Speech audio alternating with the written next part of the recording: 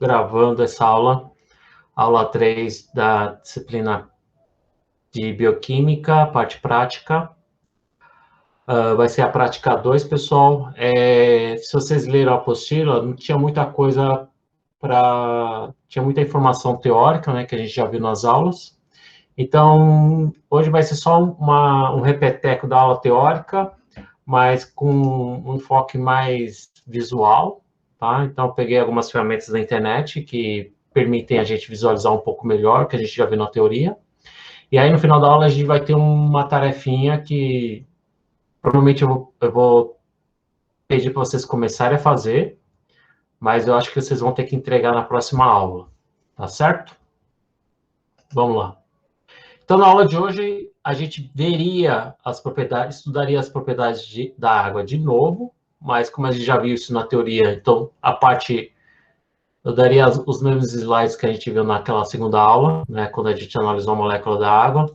Tem uns vídeos que eu estou colocando no YouTube também, que fazem parte da aula de hoje. Quem tiver oportunidade pode ver para reforçar o conceito. Mas, então, como a gente já viu toda essa parte na teoria, né, a gente vai tentar observar, usar alguns objetos de aprendizagem na internet para tentar reforçar um pouco esses conceitos que a gente já viu na aula passada, tá? Então, eu vou colocar os links aí no chat, e aí eu sugiro que vocês também cliquem e interajam com essas simulações para ter uma imersão um pouquinho melhor, tá? Então, vamos começar primeiro com essa primeira simulação, que é a mais simples de todas, que é a molécula da água em 3 dimensões. Então, eu sugiro que vocês cliquem, quem tiver possibilidade, óbvio, né, de clicar nesse link, e aí vocês vão cair no site.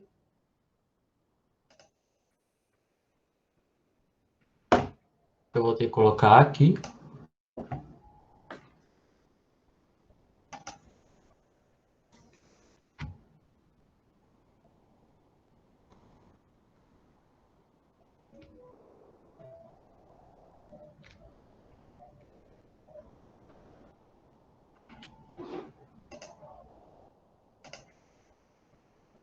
Conseguiram? Tá? Quem conseguiu acessar o site vai cair mais ou menos nessa tela que vocês estão vendo também no Meet. Como que funciona, pessoal? É o seguinte, então nessa tela preta aqui, a gente tem uma molécula, uma representação da molécula de água, tá? Em 3 dimensões. Então, eu scroll do mouse, ou se você ampliar com os 2 dedos aí na tela do celular, você vai conseguir fazer isso que eu estou fazendo, que é ampliar e reduzir, certo? Se você arrastar com o dedo ou arrastar com o mouse, você vai conseguir fazer esse movimento com a molécula. Então, é uma maneira de você observar a molécula da água em 3 dimensões, certo? Só isso nessa parte aqui. Aí aparece uma historinha, né, para contar um pouco mais, algumas informações acerca dessa molécula da água, que a gente está vendo aqui nessa janela preta. Aqui ele fala a composição da molécula. Temos 2 átomos de hidrogênio compartilhando um elétron com um átomo de oxigênio. O oxigênio precisa de 2 elétrons para completar o octeto, enquanto o hidrogênio só precisa de 1. Então, seria essa a estrutura de Lewis, né, um pouquinho mais ampliada. Hidrogênio tem um elétron, precisando de mais um para completar a orbital, a camada 1. E o oxigênio precisa de mais 2 elétrons, que são esses 2x aqui do hidrogênio, tá? Para ajudar a estabilizar. Agora, falando um pouco da geometria, essa geometria angular aqui da água, né, por que os 2 átomos de hidrogênio estão formando um ângulo com o oxigênio? Está relacionado à teoria VSPR.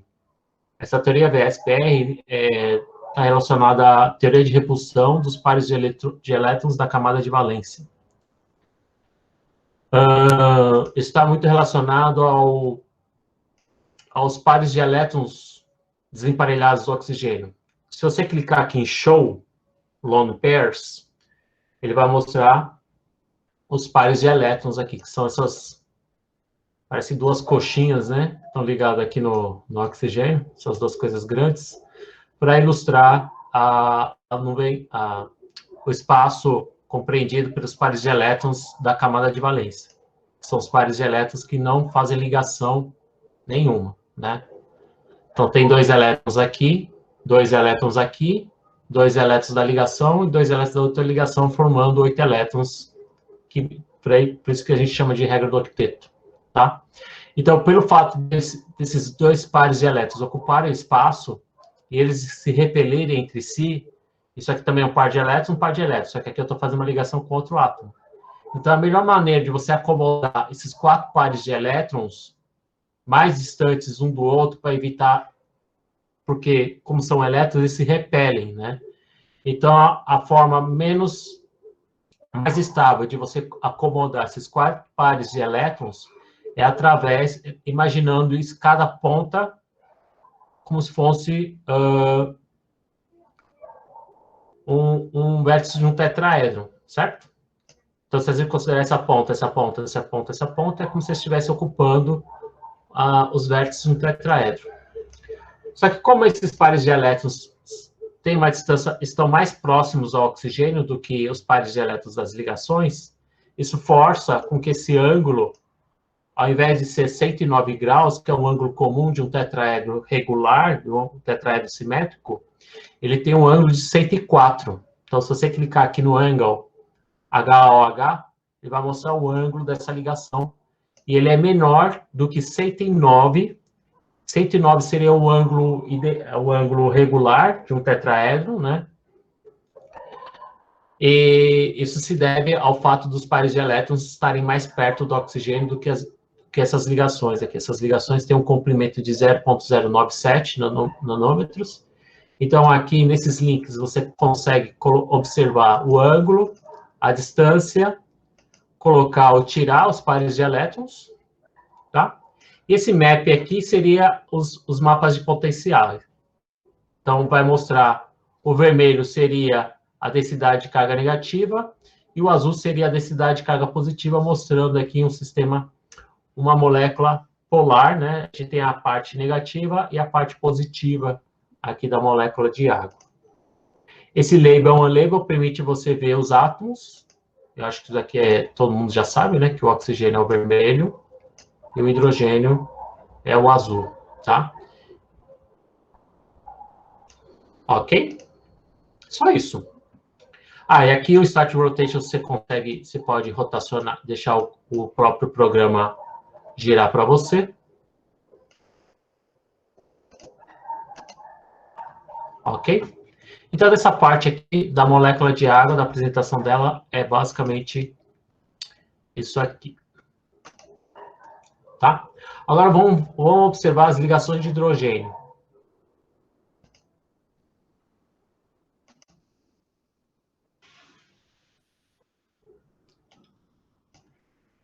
Então, eu preciso compartilhar o link, né, pessoal?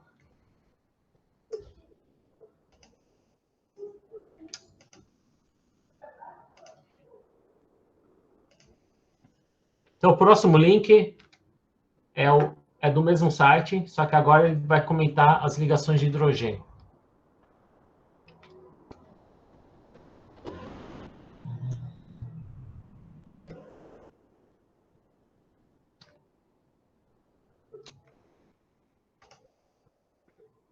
Cadê isso? Ué. Tá aqui. Tá? Aqui agora a gente tem uma molécula de água central, rodeada por outras 4 moléculas de água. A central é essa que está em amarelo, tá?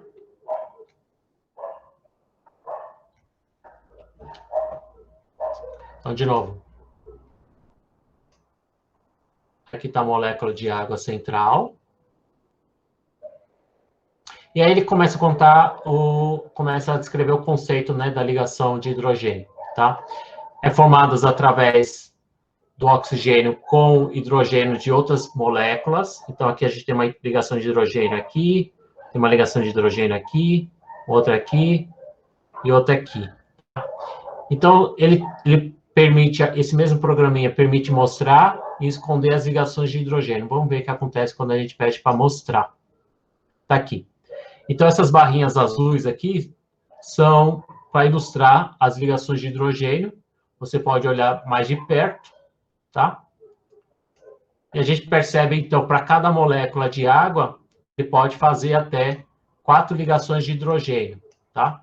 Então, 2 com os átomos de hidrogênio, com os pares de elétrons do oxigênio de outras moléculas, e as outras 2 envolvendo aqueles 2 pares de elétrons desemparelhados interagindo com o hidrogênio de outras moléculas de água, tá?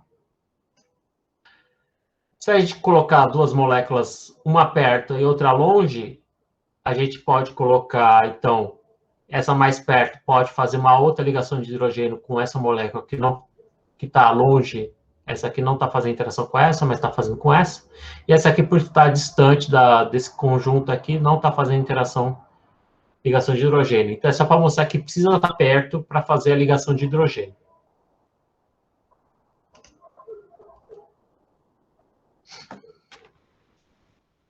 E aqui ele explica em inglês que as ligações de hidrogênio estão relacionadas a algumas propriedades físicas da água, como o ponto de ebulição ser muito alto, capacidade calorífica, tensão superficial, né?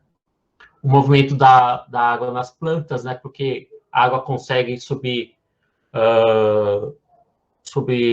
alturas muito elevadas, né? De árvores, como que eles conseguem chegar nas folhas lá em cima, a capilaridade, a força coesiva, tá? Que a água exerce, tudo relacionado às ligações de hidrogênio.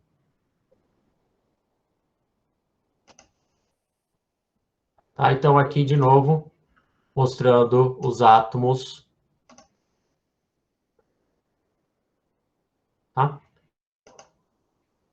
E aqui, clicando em Start Rotation, Stop Rotation, você consegue girar, visualizar em 3 dimensões essas ligações de hidrogênio. Opa! Apertei errado aqui, pessoal. Vou voltar aqui no Chrome. Então, o próximo link agora é o movimento das águas em 3 dimensões. Esse aqui não tem muita coisa também. Vamos ver o que aparece. Tá, aqui ele colocou uma quantidade um pouquinho maior de moléculas de água. Alguns têm 3 ligações de hidrogênio, outro tem 4.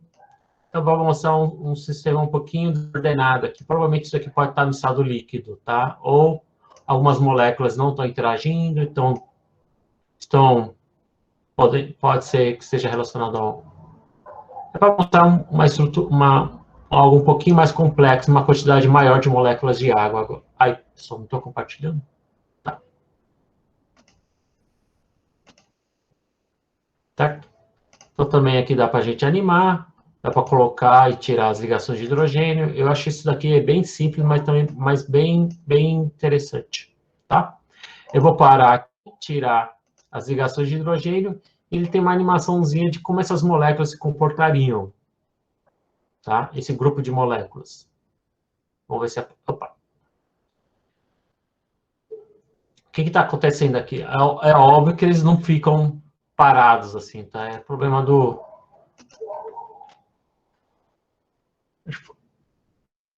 Tá? O que ele quer mostrar aqui, na verdade? Que as ligações de hidrogênio, elas são dinâmicas, tá? Então, elas não ficam sempre na mesma molécula, tá? Pode ser que, em determinado momento, ocorre aqui, entre esses dois, depois pode ocorrer entre esses dois, vai depender muito as moléculas de água se mexem sem parar também, né? Então, tem vibrações, tem estiramentos, tá? Então, a molécula da água não é uma coisa parada, né? Então, as ligações de hidrogênio também é algo dinâmico. Então, são formadas, não são desfeitas várias vezes simultaneamente. Tá? Mas para mostrar que as ligações de hidrogênio são coisas dinâmicas, né? São feitas e refeitas simultaneamente.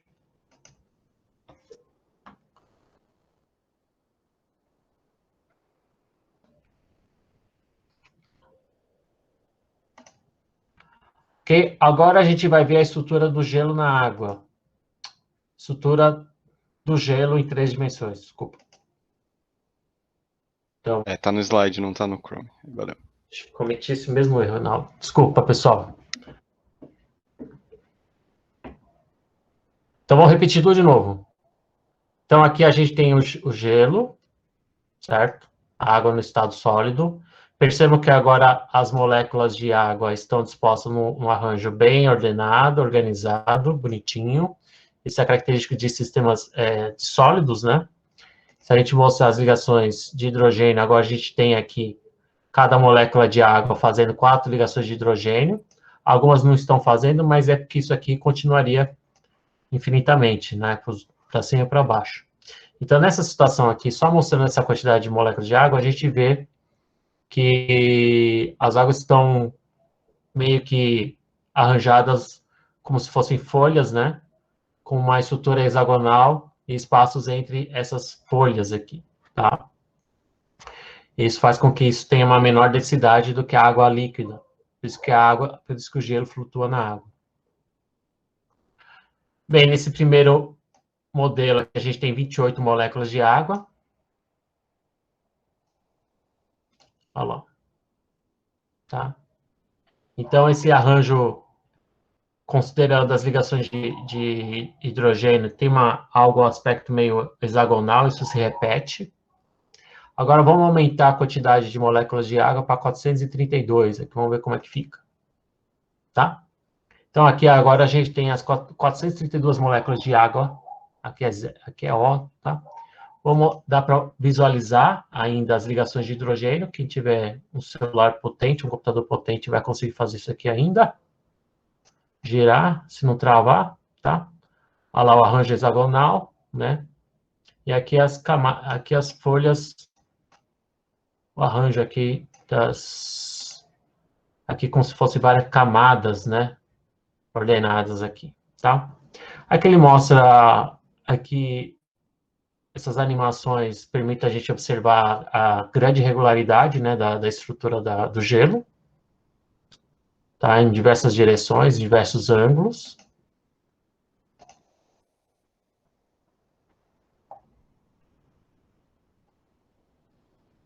Tá? É bem simplesinho, mas eu acho bem legal para a gente visualizar de uma maneira mais interessante a molécula da água. Ok?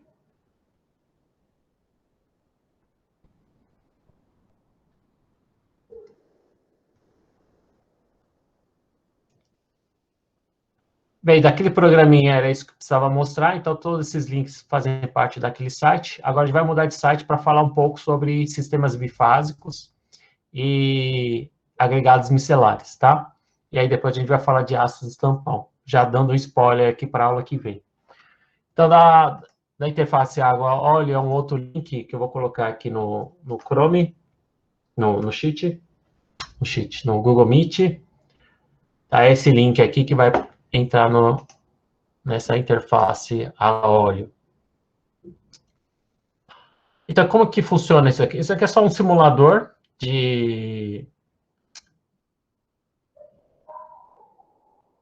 um sistema bifásico. Então, a gente tem um sistema immiscível, água-óleo, e esses bastonetes aqui são moléculas anfifílicas, que seriam moléculas anfifílicas. Para quem lembra de TQ, foi dado esse conceito bem no início da disciplina. Moléculas anfifílicas são aquelas que apresentam um caráter polar e apolar na mesma estrutura. Então, o caráter polar seria essa parte colorida, e a parte apolar seria essa cauda aqui, certo? Então, essa parte aqui provavelmente vai interagir mais com o óleo, e essa parte polar vai interagir mais com a água, tá? Então, esse simulador aqui é mais para visualizar como que seria a dinâmica para que isso aconteça. Então, eu posso forçar todas as moléculas da fase. O interessante desse simulador é que eu posso colocar todas aqui embaixo, posso colocar todas aqui em cima, e dar um start e ver o que acontece. Então, vamos colocar todas aqui em cima e ver o que acontece quando eu tenho todas essas moléculas aqui em cima. Tá? E essa barreira de energia, esse simulador, ele vai simular a mobilidade dessas moléculas com finalidade de ter a menor energia potencial possível. Que quanto mais estável o sistema, menor energia ela vai ter. Então, vamos visualizar como que isso acontece.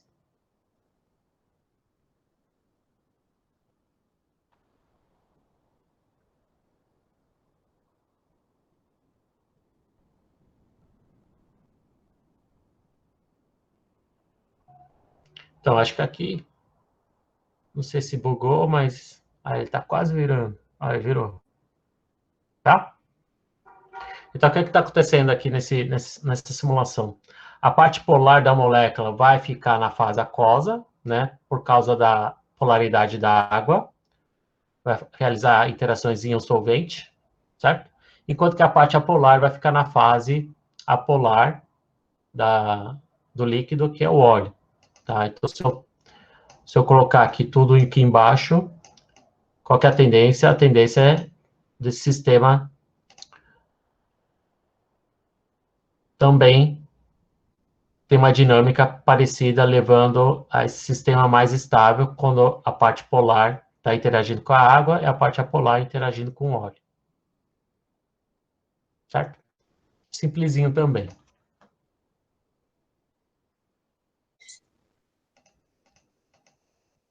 Ô, pessoal, desculpa de novo, tô cometendo isso toda hora. Eu vou fixar aqui para não perder. Então, de novo, aqui a gente tem um sistema aquoso, as moléculas anfifílicas, e aí se vocês clicarem em Start, ele vai simular como que eles se agregariam, tá? Então, imaginem esse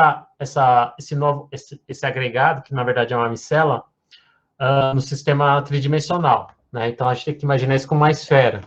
Então, no interior da esfera seria a parte apolar, tendo a interação menor possível com as moléculas de água. E na superfície dessa esfera, a gente tem só a cabeça, a parte polar da molécula, interagindo com as moléculas de água, fazendo interações íon-dipolo, tá? Agora, se vocês clicarem aqui em Oil, a gente vai mudar agora a fase polar para uma fase não polar. Aí vamos ver o que acontece. Tá? Formou também um sistema...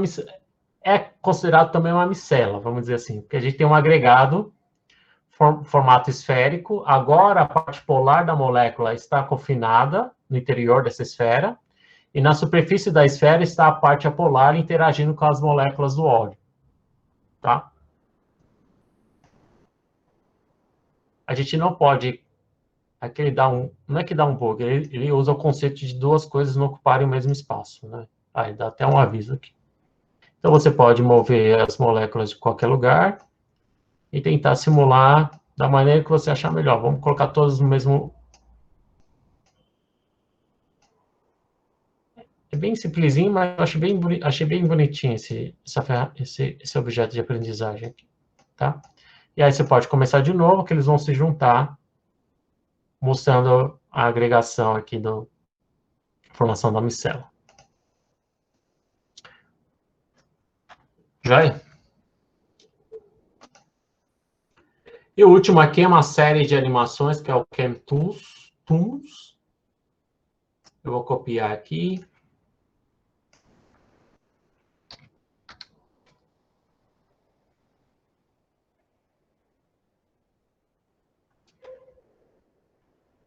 Vamos lá. Eu vou aumentar um pouquinho, tá, pessoal? Então, ele vai por partes, bem mastigadinho também. Então, aqui em primeira parte, ele fala só da água. A gente já viu lá atrás, né? A geometria, a polaridade. Aqui ele está falando em termos de... que a gente vai ver no papel dele de dissociar ácidos, tá? Então, aqui ele está explicando que a água... ele está ignorando a autoprotólise, ou a dissociação da água, que é uma reação de equilíbrio da água dando H+ e OH-. Esse equilíbrio aqui tem uma constante de 10 a menos 14, então é um equilíbrio muito deslocado na direção dos reagentes. Certo? Se esse KW é 10 menos 14, KW é dado pela concentração de H+, vezes concentração de OH-, tá? Então, na água, a gente tem uma concentração, independente do volume, a concentração de H+ e de OH- será 10 a menos 7, tá? Uma concentração muito baixa frente à concentração de H2O, que é 55, tá? É óbvio que se você adicionar um ácido, você vai causar um desbalanço da concentração de H+ e OH-, você vai ter mais H+ na solução. E se você adicionar mais base no meio, você vai ter um desbalanço, você vai ter mais OH- em solução. Tá? Por isso que o acidez, por isso que o pessoal usa a escala de pH, né? 7 neutro, abaixo de 7 é ácido, acima de 7 básico.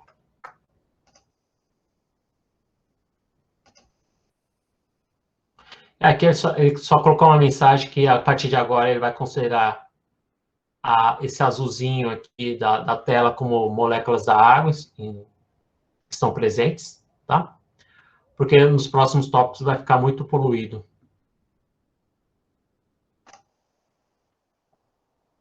O próximo tópico é, então, se você clicar no Next aqui, ele vai para a próxima parte, próxima animaçãozinha, para mostrar a dissociação de ácidos, tá?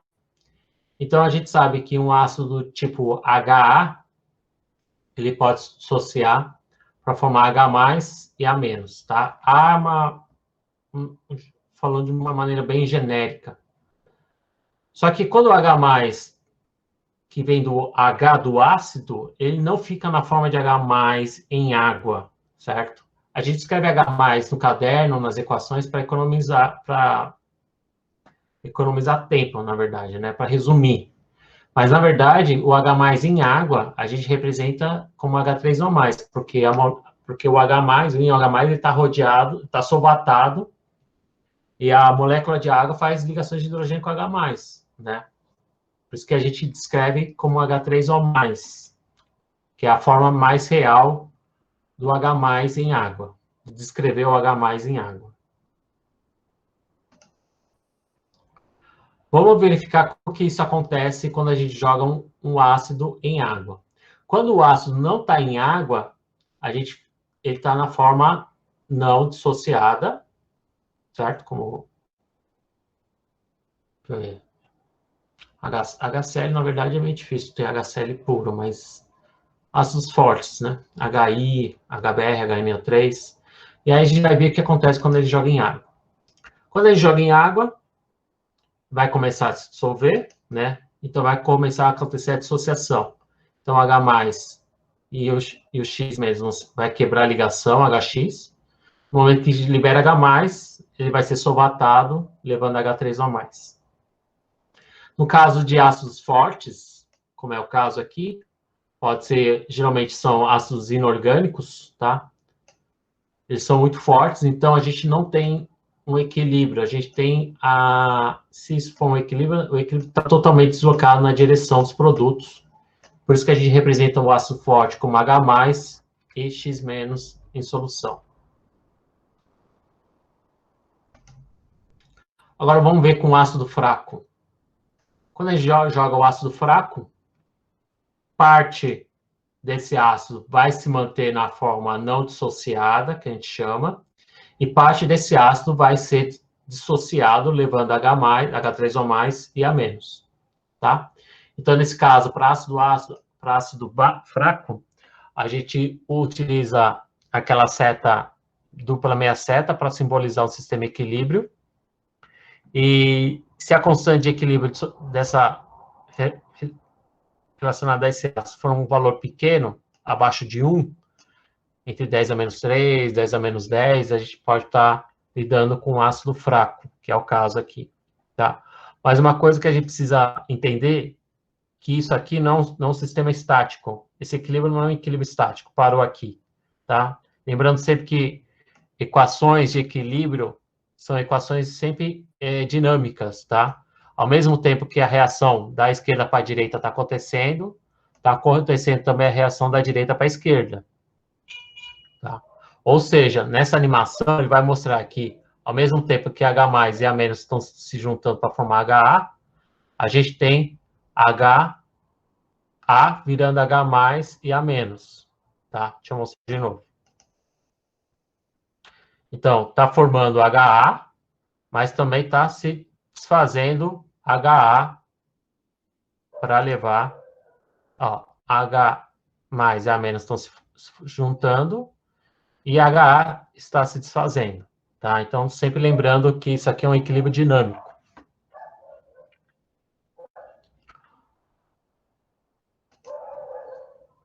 Aqui não tem o próximo link, mas o próximo link seria esse, que eu vou colocar aqui. Então, já vai mergulhar um pouco no conceito que a gente veria na próxima aula de laboratório, que é a titulação de aminoácidos, tá? Mas já vou adiantando, porque essa parte eu já dei na teoria, que são os tampões. E a atividade de hoje envolve isso daqui, pessoal. Então, o pessoal que estava dormindo até agora, presta atenção que a atividade de hoje vai envolver esse conceito aqui de tampão. Nessa animação, a gente vai mostrar como que a gente se prepara um tampão e como que o tampão age frente à adição de ácido ou de base, tá? Presta atenção. Então, o tampão, a gente precisa de duas coisas. O ácido fraco, por exemplo, o ácido acético, ou um ácido aqui que tenha bastante da forma não dissociada. E a gente precisa também o sal contendo a base conjugada. Por quê? Porque para um tampão funcionar, eu preciso ter bastante HA, certo? E bastante A-, ou seja, eu preciso ter uma quantidade considerável de ácido não dissociado e da base conjugada. Essa base conjugada vem do sal que contém essa base conjugada, por exemplo, acetato de sódio, tá? Que é um sal bastante solúvel que libera a base conjugada no meio. Então, eu tenho duas coisas aqui, o ácido fraco e um sal contendo a base conjugada. O Na+ aqui, ele colocou meio transparente para mostrar que ele não participa tanto no tampão, tá? Ele participa apenas no controle como contraíon dessa carga negativa da base conjugada, tá? Então, a partir de agora, a gente vai ver como que o tampão funciona. Vamos ver a ação do tampão frente à adição de ácido. Agora, a gente vai ver o que acontece quando a gente joga o ácido. Vamos jogar um ácido forte, por exemplo, aqui HX. Adicionei o HX, dissociou, mas você vê que no encontro já com o A-, ele já vira HA. Vou mostrar de novo. Vamos adicionar mais ácido de novo. Entra o HX, formou H+, opa, esse H+ já encontrou a base conjugada para virar HA. De novo, HX, H+ já virou HA. HX dissociou, H+ já encontrou com HA, certo? Então, o que aconteceu? No momento que eu jogo o ácido, esse H+, ele não fica no meio, ele já é prontamente reagido com a base conjugada, para levar ao ácido não dissociado, tá? Agora, vamos ver o que acontece quando a gente joga a base. Joguei base. O H- vai reagir prontamente com HA, e vai levar à formação da base conjugada e água, tá? Que é essa equação aqui embaixo, tá? Como a quantidade de H+ é menor frente à quantidade de HA, ele tem mais chance de encontrar com HA para reagir. E uma vez que a gente joga a base e essa base é prontamente reagida, não vai ter uma alteração significativa no valor do pH dessa solução. Por isso que o tampão tem essa característica de resistir à adição de ácido ou à adição de base. Tá? Entenderam, pessoal?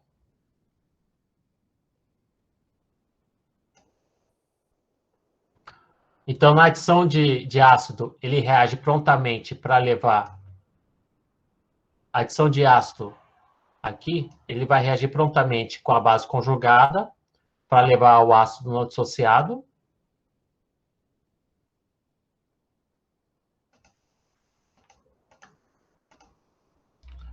Tem alguma coisa aqui.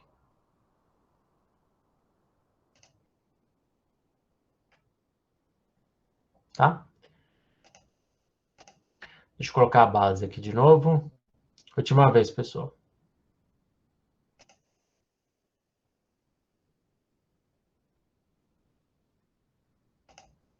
Tá? E na adição de base, então, ele vai reagir à base, que é esse trem aqui, vai reagir prontamente com o HA, que é o ácido não dissociado, para levar a menos e água. Tá? Certo?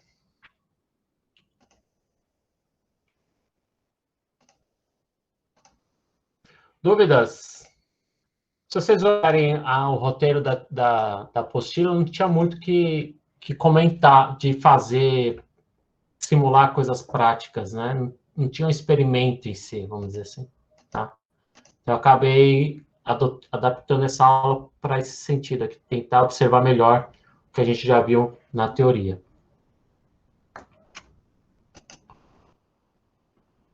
Dúvidas?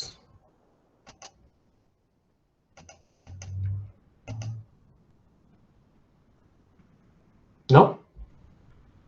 Então vamos para a atividade, pessoal.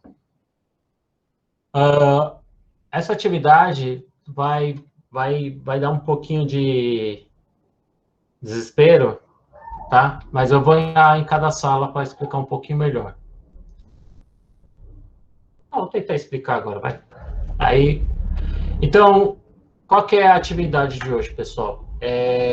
Para a turma anterior, acabei cedendo o tempo, a gente acabou estourando o tempo e acabei pedindo para eles entregarem na aula que vem, tá? Então, a gente vai acessar o Padlet do grupo.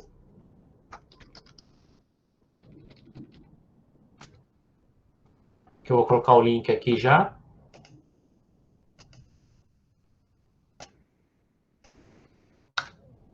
Tá?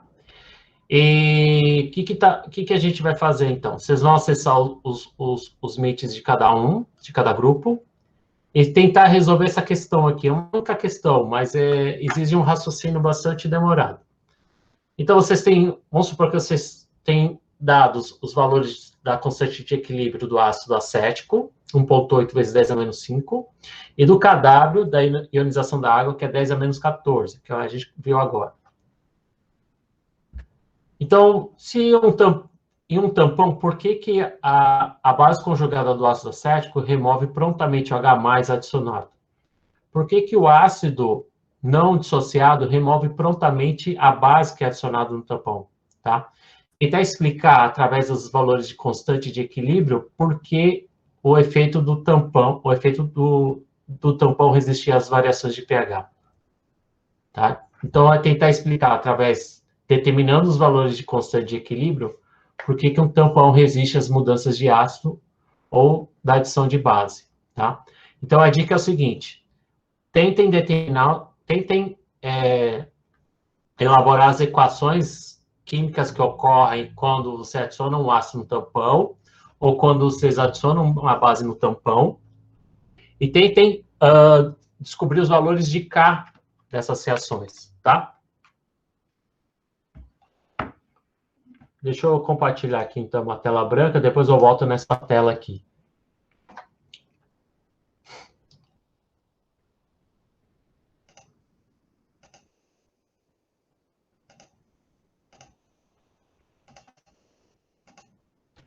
Então, o que eu quero que vocês tentam explicar através de equações químicas o efeito tamponante. Então, a gente tem lá atrás um sistema tampão, certo? O tampão é formado pelo ácido não dissociado e pelo sal contendo a base conjugada. Eu quero saber qual a reação que acontece quando eu jogo H+, e o que acontece numa reação, qual a reação que acontece quando eu jogo OH-.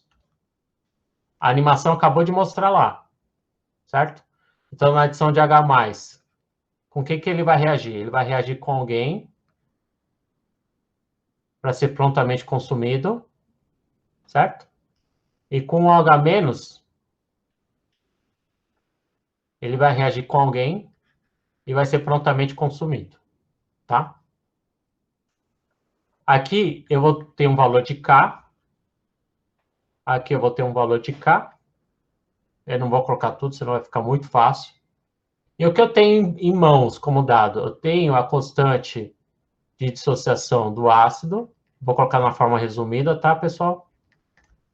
Que esse aqui, o A, seria o ácido acético, tá? O ácido acético é essa molécula aqui. E esse aqui tem um K de 1,8, 10 a menos 5. E outra equação que vocês vão precisar usar, eu vou colocar em azul, que é da água,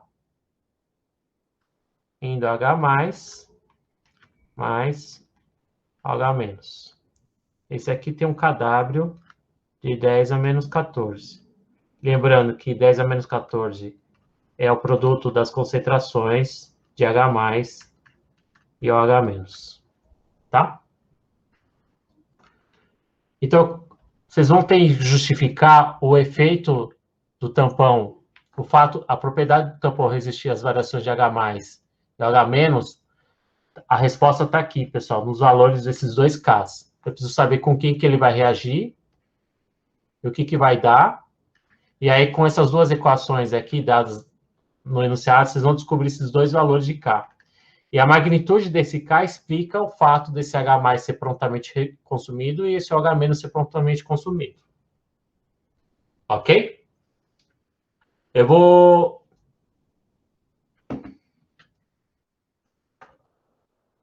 dar meia hora, que era semana 48, tá? Meia hora para vocês discutirem em grupo, tá? Se não conseguirem fazer até o final da aula, vocês me entregam na semana que vem.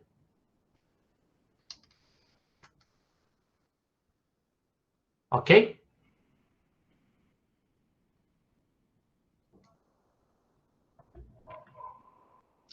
Dúvidas?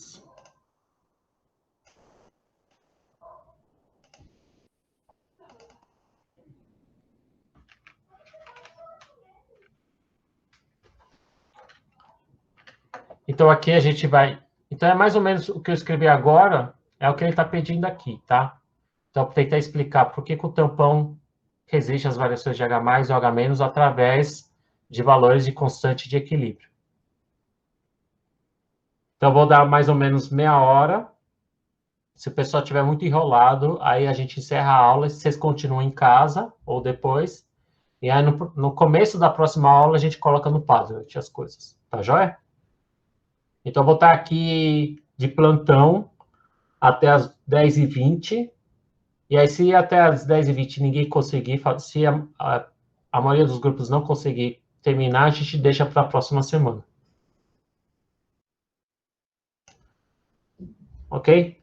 Então, a partir de agora, quem tiver dúvidas e quer uma explicação mais detalhada, vocês me chamam no chat que eu vou no grupo de vocês, tá bom?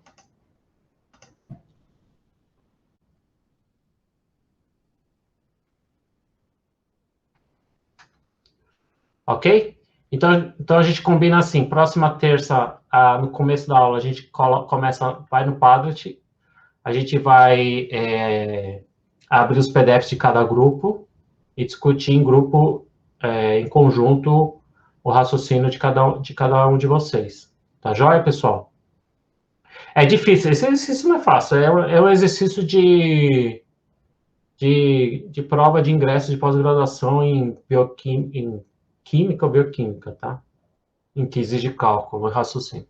Não é fácil, não.